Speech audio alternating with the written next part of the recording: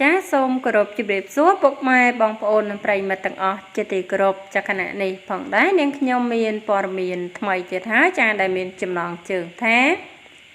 អាយ៉ាស្ងាត់លោកស្រីត្រីដាណា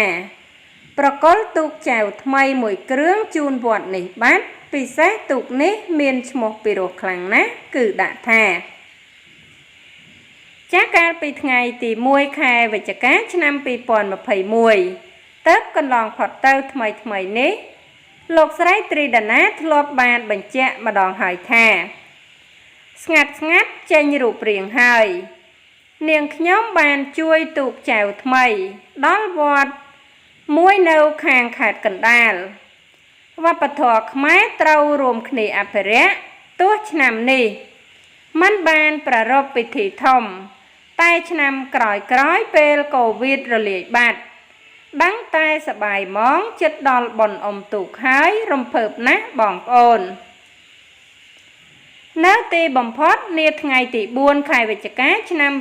2021នេះលោកស្រីបានប្រគល់ទូកចែវថ្មីមួយគ្រឿងនេះជូនដល់វត្តចតុខារាមពិសេសទូកនេះមានឈ្មោះពីរោះខ្លាំងណាស់គឺដាក់ថារំភាយផាត់ដាណាត្រីសែនជ័យក្នុងនោះចែដាណាបានបញ្ជាក់បន្ថែមថានាងខ្ញុំបានប្រគល់ទូកចែវថ្មីមួយគ្រឿងប្រវែង29.6 ម៉ែត្រចំណុះ46នាក់ជូនដល់វត្តចតុខារាមនិង